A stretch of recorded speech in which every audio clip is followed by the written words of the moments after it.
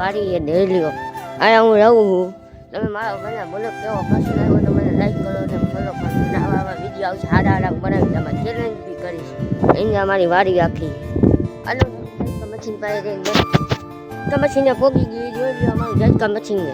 અહીંયા આ મારી જ વાડી આખી આ અમે વાવા રાખી વાડી. અહીંયા હાલો તમને આખી વાડી શેર કરાવું.